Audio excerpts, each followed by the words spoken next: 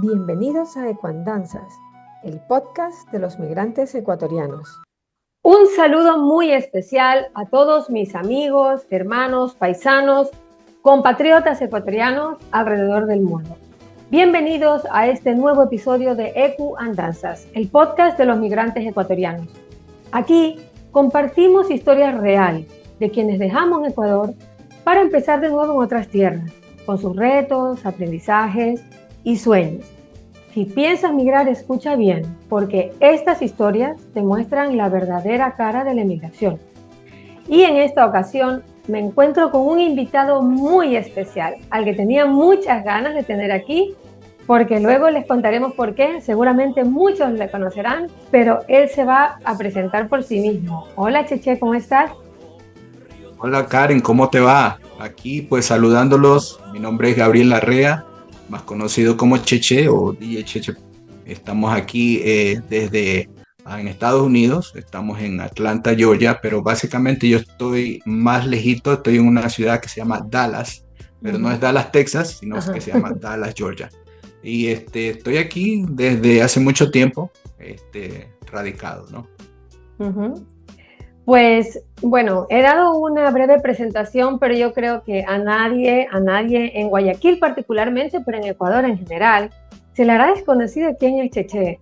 Un basurero llamado Guayaquil, aniñado y un montón de canciones más que marcaron una época de aquellos mediados de los 80, principios de los 90, cuando empezó a sonar el hip hop y el rap en Guayaquil. Y Cheche pues fue una referencia, fue prácticamente quien trajo ese género al Ecuador. Entonces comprenderán lo emocionada que puede estar de esta invitación y sobre todo de contar su historia migrante, porque a pesar de Gabriel haber sido una persona pues con tanta fama, con tantos premios, tanto tiempo en la televisión, le tocó también vivir una historia migrante, lo que nos hace ver que esta vida no es ajena para cualquiera. Pero empezamos por algo muy interesante. Gabriel es ecuatoriano de corazón, probablemente de raíces, pero Gabriel nació en Estados Unidos, ¿verdad, Gabriel? Sí, así es. Nací en Manhattan, New York, en 1969, por el mes de marzo, pero sí, mis padres tuvieron sus familias, mis otros hermanos en Ecuador, tuvieron que emigrar a Estados Unidos por los 60, creo que 65, 67, no me acuerdo bien, y entonces trabajaron duro por los otros hijos que tenían allá. Entonces, de ahí yo nací en el 69, en Estados Unidos. Claro que fue un poquito como que a mis hermanos no les gustó, porque como que yo era la oveja que no era de la familia de ellos. Pero yo emigré a Ecuador, nací y me crié hasta los 6 años, y de ahí me llevaron a Ecuador. Me dejaron ya en Ecuador. Wow. Perdí totalmente lo que es el idioma inglés, porque era lo básico que aprendí, pero de ahí estuve ahí hasta los 18 años. Básicamente toda mi niñez y juventud estuve en Ecuador. Me crié, probé todas las comidas ecuatorianas, estaba ya acostumbrado, viví con mis abuelos, y ahí por los años de los 80 mis padres regresaron a Ecuador a comprar su casa, para que todos nos mudemos a la casa de nuestra abuela a nuestra casa propia en el norte de Guayaquil, en La Alborada básicamente. Y de ahí ya comenzó, mi aventura, de adolescente, tratar de, tú sabes, salir bien. Perdí totalmente el inglés, ya no sabía nada de inglés, solamente en las clases de inglés, y en la clase de inglés yo era malo, imagínate. Pero Wow. ya yo me gradué, y después de graduarme, me llevaron otra vez a los Estados Unidos, porque ya mi padre se había regresado otra vez a Estados Unidos, porque no alcanzaba para lo que ellos estaban acostumbrados, ¿no? Entonces ellos fueron a Estados Unidos nuevo, regresaron, yo me fui con ellos, estudié ahí, estudié acá, mejor dicho, en Nueva York, y en Nueva York aprendí lo básico, el inglés, y era chistoso porque dice, tú naciste aquí, no sabes nada de inglés, me decían los profesores. No, ni subway decir, imagínate. ¿Dónde quedaba el tren? Yo, tren. Entonces uno por ahí estaba como pasando porque le estaba preguntando a un gringo y el gringo, I don't know. Entonces un hispano pasó y me dice, ¿que no sabes inglés? No. Train, subway, le decía al gringo. Entonces, which one? Y ahí yo le tuve que decir el número, 1, 2, 3, que era en ese tiempo. Entonces ahí me dijo, one, take over there. Entonces ya tuve que así aprender a la brava el inglés, pero sí lo aprendí como en 2 o 3 años ya machucado, pero lo aprendí el inglés. Claro. Fue chistoso. Pero básicamente de ahí ya, cuando estuve acá en Ecuador, no sé si ya quieres que diga, pero cómo empecé el mundo del rap, ¿no? Sí, pero ya sí. acá en Ecuador. Exacto, Sí, justamente acá ahí vamos, Gabriel. Es muy interesante lo que has dicho porque tú naciste en Estados Unidos, viviste tu infancia en Ecuador, volviste a la adolescencia a una edad complicada a Estados Unidos y una vez más te viniste a Ecuador. Entonces, esa mezcla de países, de culturas, de idiomas, ¿tú crees que fue lo que influyó en esa identidad personal y artística que ya empezaste a desarrollar en esos años 80, 90? sí, básicamente fue una aventura que tuve con conocer más del mundo, porque todavía no había ido a Estados Unidos, pero ya en el 80, 83 mis hermanos eran DJ. Entonces ellos hacían fiestas en la casa. Como no estaban mis padres, hacían la casa de discoteca. Todos los fines de semana había fiesta en esa casa. Yo no sé si cobraban o qué, pero después me enteré que sí, cobraban las entradas. O sea, la hicieron como una mini discoteca los fines de semana. Wow. Yo ni de enterado, pero me gustó el mundo del DJ. Empecé como DJ y todo como juventud, ¿no? Aprendí a hacerlo del baile, el break y todo eso. El mundo del rap vino después, porque yo ya, como estaba todavía en adolescencia en Ecuador, no venía todavía a Estados Unidos, estaba ya conociendo lo del mundo del rap y el mundo del break y todo eso, y como DJ. Pero conocí a una chica y la chica era la hermana de uno de los raperos más famosos que hay en Ecuador, como es Martín Galarza el Audi, que todos lo conocen. Pero él todavía no era cantante tampoco, era un DJ. Y él se llamaba Cosmo D, ese era su nombre de planta como DJ. Y él trabajaba con otro amigo que también ellos eran juntos que trabajaban, pero después él se separó y seguía como D. Ahí Martín Audi tenía el pelo largo, tenía un pelo como de rockero, y nada, nos conocimos, él nomás era así, ¿qué fue? Y yo, ¿qué fue? ¿Sí entiendes? Pero como era de la hermana, iba a la casa de ella, y ahí como que nos hicimos más panas, nos hicimos más amigos, y él le gustaba cómo yo mezclaba, porque él escuchó un cassette mío que yo se lo regalé a ella, y él me dice, ¿tú mezclaste esto? Sí, era mezclas que yo hacía, porque yo también en eso tenía talento de mezclar música a capela, que es la voz sola, con bases de música extranjeras. El DJ allá básicamente se trabajaba con lo que salía en las casas disqueras, que eran 2 casas disqueras en ese tiempo, pero mis hermanos les mandaban los discos, mis papás les mandaban los discos de Estados Unidos. Con esos discos nosotros trabajábamos, discos importados. Y acuérdate de que también Guayaquil era un punto de, ¿cómo decir? Marina mercante, creo que decían, que muchos de marina mercante llevaban discos o mercancías de otros países. Son muchos discos de Europa, muchos discos de Japón, muchos discos de España. Entonces ahí comenzó ya la época del rock latino también, todo lo que era la música, ¿cómo decir? Europea, que era más boom, boom, boom, boom, más rockera, más contemporánea. Bueno, todo eso fue adhiriéndose porque a mí me gustaba esa música. Me gustó toda clase de música. No era que yo me enfocaba en un solo ritmo, porque era DJ.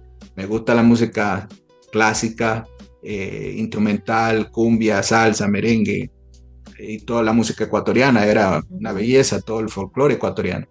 Y yo tenía siempre esa idea de mezclar música ecuatoriana con algo, tú sabes, moderno. Claro, y yo hacía mis pequeños experimentos y ponía el pasillo y le ponía una base, cosas así. Pero eso era de mi niñez, de mi juventud. Pero cuando lo conocí a él ya sabía del mundo del rap porque venía de Puerto Rico, él rapeaba, pero rapeaba en español. Entonces yo le digo, wow, eso es interesante. Entonces él me enseñó un poco de eso. O sea, él básicamente me enseñó cómo hacerlo del rap. Él escribía sus líricas y yo escribía mis líricas. Hubo unas canciones que hicimos juntos que él, tú sabes, cuando ya se hizo más famoso, él tomó algunas y yo cuando salí tomé algo otras, ¿no? Nosotros hicimos un grupo que era underground, como decimos, que nos presentábamos en las casas, en los colegios, y se llama Gamma Rap, porque Gabriel y Martín, Gamma Rap, y con eso salimos. Eso fue una historia única que mucha de la gente nos pregunta, ¿hay pruebas? Bueno, la única prueba que creo que puede que haber, que hay que investigar, es en el que cantamos juntos, fue un evento del Tennis Club, de una fiesta de mis hermanos. Hay cortes de noticias también. Me suena que por ahí vi algún corte de alguna noticia que salió en el periódico de Gamma Rap. Me suena que en algún sitio lo he visto. Sí, hay que buscarlo, pero nosotros en esa fiesta fue monumental porque era fiesta de niñados, tú sabes, fiesta de, como decir, de narizones, sí. y toda la gente estaba bailando, entonces pusimos una canción que se llamaba Rumors, pero a la base, y Martín y yo cantamos ahí, encima de esa base. Vamos a aprender a estos pelados, y nos pusimos a cantar. Y en vez de ellos bailar, eran que nos quedaban mirando, ¿no? O sea, y nosotros, bailen, ¿no? Ellos nomás veían lo que estábamos haciendo, porque éramos una interacción entre él y yo. Sí, era una interacción entre él y yo. No sé si tú escuchaste una vez un grupo que se llamaba Beastie Boys o Run DMC. Sí. Nosotros nos gustaba en ese tiempo. Entonces éramos así, que hacíamos lo mismo, como que imitábamos, pero lo hacíamos en español. Wow. Y la gente chévere se quedó, wow. Entonces de ahí hicimos la canción de Vago Soy, pero la hicimos como Malo Soy, en forma de rock, como Beastie Boys. Era una forma de rock. Él consiguió el grupo Taller. El grupo Taller en ese tiempo, no sé si te acuerdas. Sí, claro que me acuerdo, tengo una foto con ellos. Sí, él era amigo de Troy Alvarado, y de ahí se hizo amigo de Douglas Bastida, que trabajaban en la Faxo. Wow. Entonces él le trabajaba en la Faxo, o estudiaba en la Faxo, no sé qué relajó, pero él ahí los conoció y gracias a Dios le hicieron la pista y todo eso. Hicimos varias canciones, entonces, pero la grabamos y la llevamos a las casas disqueras en ese tiempo, pero la casa disquera dijo que no, porque era el tiempo del rock latino. Como era el tiempo del rock latino, no sacó, pero lo grabamos como un sonido de estudio. Ellos lo escucharon y dicen, ¿dónde grabaron esto? Y nos quedábamos mirando. En mi casa, dijo él, y en la casa de él, pero él tenía su consolita y hizo un buen sonido, que se escuchaba como profesional, como que fuera un estudio de grabación. Qué chévere, qué chévere, sí, qué bonito escuchar toda esta historia, ¿no? Que es historia real, historia de base para sí, lo que fue en aquel tiempo el hip hop y el rap. Pero aquí hay un punto muy importante que nos ha hecho falta mencionar. ¿De dónde nació este nombre tan diferente, el nombre Cheche? Cuéntanos cómo nació tu nombre artístico. Bueno, sí. De ahí la continuación de la historia, un poquito. Él se fue a Estados Unidos a estudiar porque el papá lo pidió a él, a que trabajara o que estudiara, yo qué sé. Entonces, la misma situación pasó conmigo. Cuando él se fue, yo comencé ya a hacer canciones, pero en mi colegio. Hice una canción yo estudiaba en el San Agustín, ahí en la iglesia de San Agustín en el centro. Y era de varones solamente, ¿no? Ahora me dicen que es mixto. Eso ha cambiado la evolución, pero mis hermanos estudiaron ahí y yo estudié ahí. Después ellos se graduaron y yo estudié ahí. Ya por el 5º año yo comenzaba a escribir rap. Hice una canción de los agustinos hablando a los profesores. Nada malo, no insultos, pero en forma jocosa, ¿no? Como el profesor de inglés que era chiquito y que no se lo veía en la clase. O sea, todas las cosas así, pero sí los nombraba. Entonces, pero era para mis panas, como decir, ¿no? Para el curso mío. Pues uno de ellos grabó ese cassette y lo puso en el patio del colegio, en los parlantes. Y toda la gente era like, wow, toda la gente gozaba. Vino el inspector, cogió eso y todo así bravo, tú sabes, ya supieron quién era, ya me iban a expulsar y todo. Pero en una de las clases que estábamos de historia, el profesor estaba escribiendo y yo hice el sonido nomás de como los scratch del DJ. Y el profesor era de la sierra y el profesor era que se viraba, no, pero hoy cállense, ¿no? Y seguía escribiendo como tenía lentes, se puso así.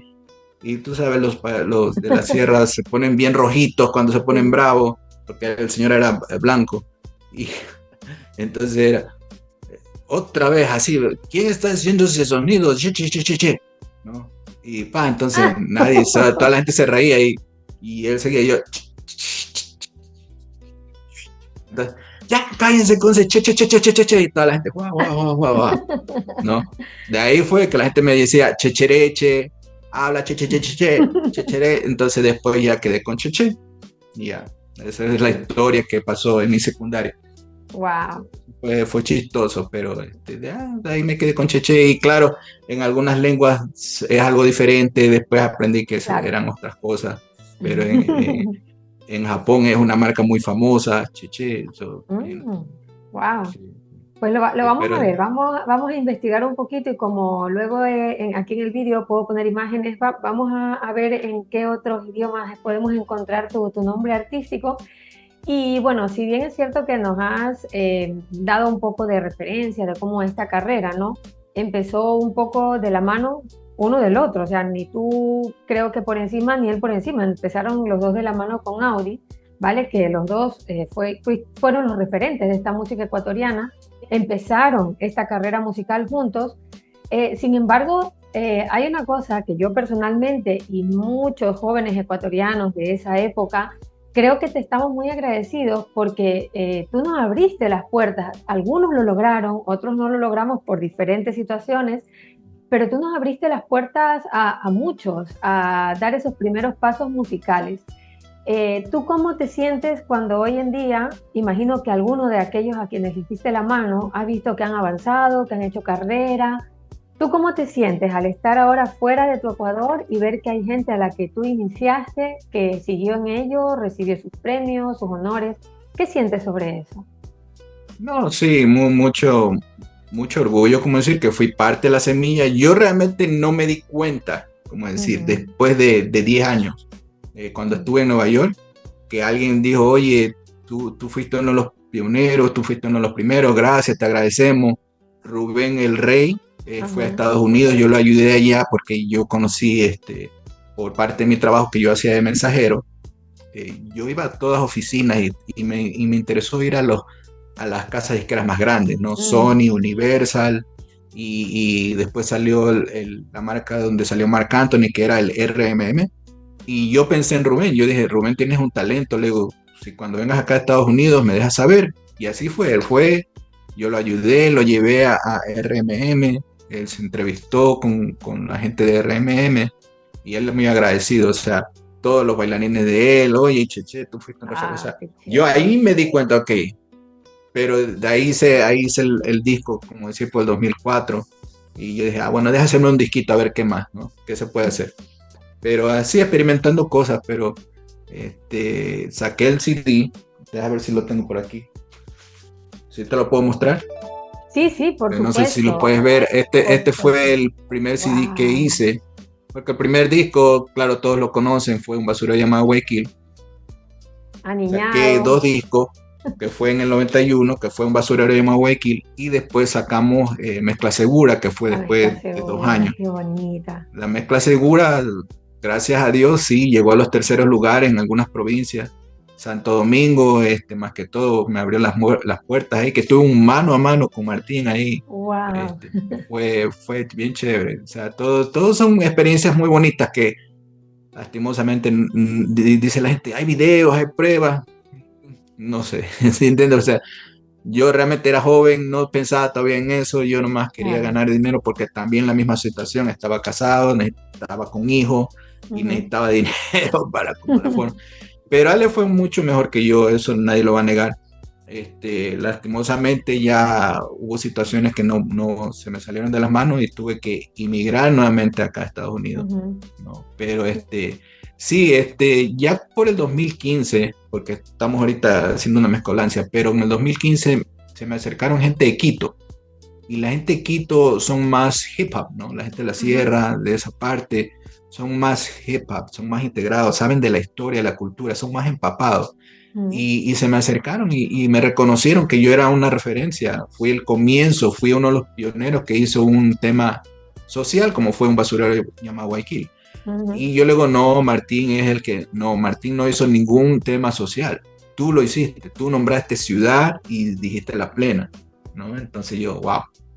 Entonces, muchas gracias. Pues fue más por levantar el civismo, tú sabes, pero no, ellos están con su ideología social y antisistema. Entonces yo trato siempre de, no quiero como decir evitar, pero creo que hay que cambiar la idea de eso, ¿no? No siempre antisistema, sí, si estamos a lo mejor enojados de cómo se ve el país de uno, porque está caro todo, yo creo que hay que cambiar un poco esa idea y decir, sí, no es solamente culpa de los políticos, creo que todos tenemos que echar la mano, ¿no? O sea, hay que echar la mano, hay que realmente ver la forma de salir adelante como un país. Es pequeño, lastimosamente sí, han habido políticos que se han robado las riquezas, ha habido políticos que han vendido el país, como dicen, pero ok, ¿cuál es la solución? ¿Qué hay que hacer? ¿Se entiende? Entonces no enfocarnos mucho en echar la culpa. Entonces es algo que siempre se viene batallando y yo trato, tú sabes, de aconsejar y decir, no, sabes que hay que hacerlo con guante blanco. Vamos a escribir cosas, pero decir La Plena, pero con otras cosas. O sea, y hay algunos raperos que me escuchan, otros no. Entonces ya, ¿qué vamos a hacer, no? Pero sí, muchos grupos de la Sierra, gracias a Dios. Mugre Sur fue uno, Alca, también otro grupo, Ranza Company. Son grupos de raperos que han venido evolucionando en su país, en su provincia, o tú sabes, en su época. Y son raperos después de los 90, ¿no? Yo empecé en el 86 y el 90, pero ellos desde el 95 para adelante han venido evolucionando y como que, ok, vamos a decir el referente que la historia comenzó en Guayaquil, no comenzó en Quito, y ellos siempre están empujando eso y siempre como que los jóvenes los escuchan, hay otros que no, porque tú sabes, es una evolución. Entonces es bien difícil. Y sí, algunas veces quisiera que tener dinero, como digo yo, y hacer un documental, ¿sí entiendes? Para más decir, quede palpado como evidencia, que quede la evidencia real de lo que fue la historia. Sí. Y bueno, no hay que perder la ilusión, hay que ponerle ganas y bueno, luego coger referencias y personas que son reconocidas y respetadas, como fue Carlitos Contreras, toda esa gente que fue parte de ese tiempo, ¿no? Sí, entonces, pues nada, vamos a esperar a que se mueva un poquito eso y sacar ese documental que seguro nos va a ser muy útil para todo aquel tiempo. Sí, y yo tengo una sorpresa para ti, Karen, porque yo aquí tengo la historia viviente que tú fuiste parte de mi estudio de grabación cuando empecé a ayudar a los raperos. Wow. Porque, ¿te acuerdas? Fue el show de la Feria de la Alegría. Sí. Tú te acercaste, que sí, que queríamos hacer algo para presentarte en el show. Y yo, pues yo lo grabé aquí y yo tengo aquí la prueba contundente, wow. Te tengo aquí. Lastimosamente no tengo la máquina. Porque sí, pero aquí está en cinta de estudio, cuando grabamos en mi casa. Me encanta, mira, yo estoy tratando. Me has hecho poner roja, qué pena que no me veas, pero me he emocionado. Sí, no, yo también, porque es tiempo que uno se acuerda, claro. Eso fue algo chévere. Y muchos que participaron en ese show grabaron en mi estudio. Claro. Y yo me acuerdo que Raúl Cela fue a mi casa, él dice que no, pero yo digo, tú fuiste a mi casa. Muchos pasamos tú grabaste por esa casa del Alborada. Porque él se presentó ahí también. Pero entonces hay muchos artistas que como que no niegan y otros que sí, pero bueno. No hay problema, porque yo aquí tengo la prueba. Mira, pues acá tengo la prueba. Aquí mira quién es esto. Este es un tape que grabé, colección. Oh, qué chévere, la colección. Que fueron a grabar ahí en mi casa. Sí, bueno, aquí fue que grabaron el tema con Johnny Reynoso, Spy, Suramérica y grabaron, como decir, Maní. O sea, ellos fueron a grabar, como decir, nomás los demos, ¿no? Porque no fueron a grabar todo enteramente. Pero ahí como que decir, empezaron la idea, porque ellos no tenían estudio tampoco. O sea, ellos nomás grabaron ahí la idea para llevarle al estudio y el estudio se las hacía. Eso fue... Ellos fueron mis bailarines, pues, ¿no? Para decirle a la gente, fue Carlitos Contreras y Johnny Reynoso, conocido como Amanda. La Colección. Amanda también, ella entró después, pero primero comenzó Slamming the Posse con ellos y ellos estaba integrado a Karina Yoncón. Después se puso Alicia, que acá tengo el disco, que ya fue en el segundo disco, Alicia y Yoko, que ellas fueron las que salieron en este Sí. disco. Guau, Este es el increíble, segundo cuánta disco, ahí historia. está Mezcla Segura. Aquí está también Giorgio Serega, que Ah, también está ostras, por ahí sentado. Giorgio. Grande Giorgio, me acuerdo mucho de él. Sí, él Tanta era historia. músico, Ujú, y ese disco también ayudó mucho el hermano de Carlos, que se llama Eduardo Contreras, que también ujú, él fue casi manager mío, pero me ayudó en muchas cosas ahí, ¿no? A mm. hacer la producción del disco, a promocionarme un poquito más. Y no, gracias a Dios salió, pero ya cuando quisimos grabar el tercer disco, la disquera cambió totalmente. Como Cambió el cambió concepto. totalmente, todo lo que, todo lo que pasó con lo que había ganado, todo lo que había grabado, me dijeron, no, nosotros no te vamos a pagar eso. Ah, Entonces todos los músicos, estudio de grabación, todo lo que había gastado era más de $15,000. En ese mm, tiempo para mí era demasiado dinero, yo no tenía. claro. Y tuve Ujú, que empeñar todas mis cosas, mi equipo de estudio, mi equipo de DJ, todo, cámaras de mi señora, que ella trabajaba en mi cámara que quedaba ahí por la 9 de octubre, y ujú. ella tuvo que también ayudarme con unas cámaras ahí para empeñar. Cogimos y pues, nos fuimos a Estados Unidos. Ahí comenzó mi A, historia en el 94. a empezar Ya de en el nuevo. 94 estoy desde Nueva York. Wow. Pero mira, antes de pasar a esta que ya sería tu parte de migración, dime si tienes algún recuerdo. Yo recuerdo uno especialmente, pero vamos a ver si coincidimos. ¿Algún recuerdo de uno de tus conciertos que te haya causado más impacto, que tú recuerdes a lo mejor con cariño?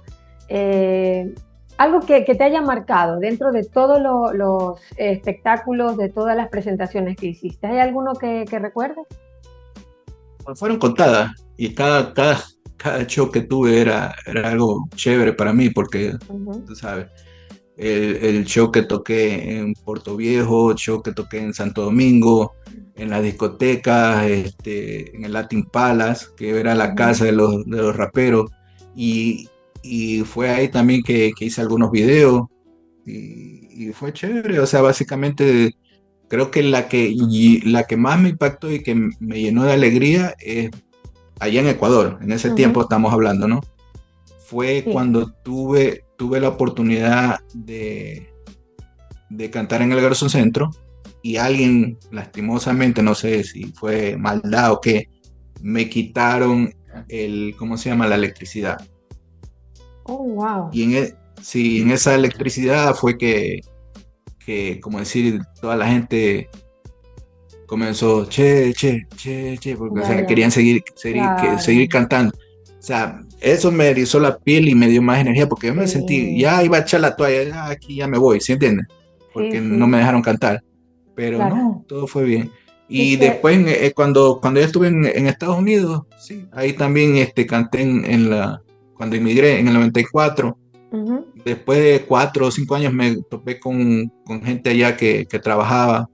Uno de ellos fue Joel Farfán, y lo estaba ayudando ahí en algunos eventos ujú, que hacían para los ecuatorianos. Y eso se reunían como más de 1 millón. Tú has visto el Parque de Queens. ujú. Ahí también como 1 millón Wow. de ecuatorianos, se veía lleno y no tenían a nadie para comenzar. Me dice, oye, hazte una prueba de sonido de rapea. Y yo, ok, improvisé, me subí y rapeé. Y la Wow, qué gente, bien. hey, vamos, hey, ecuatorianos, vamos con las palmas, Qué acompañe, chévere. las bendiciones de la música nos vayan. El que no grita, come torta, grita en Ecuador. La gente. Y me dice, tú Wow, vienes para el próximo show, me dicen así, el próximo año. Ah, ok, chévere. Y así fue. Y ahí qué hice el chévere. disco que te enseñé, y ahí canté. Pero Wow, sí, han habido qué historias lindo. buenas, pero como inmigrante, cuando llegué a Nueva York fue duro. Y hasta aquí llegamos en esta primera parte de la historia de Gabriel Cheche. Hemos conocido sus raíces, su pasión por la música, sus inicios y el camino que lo llevó a convertirse en un referente ecuatoriano del rap y hip hop. Pero esta es solo la antesala de una historia mucho más profunda, la de su vida como migrante. En la segunda parte conoceremos cómo fue volver a Estados Unidos después de haber triunfado en Ecuador y qué significó para él empezar de nuevo. No te pierdas el próximo miércoles la continuación de esta historia llena de ritmo, cambios y mucha resiliencia. Gracias por apoyar EQ Andanzas. Síguenos en Instagram, Facebook y TikTok.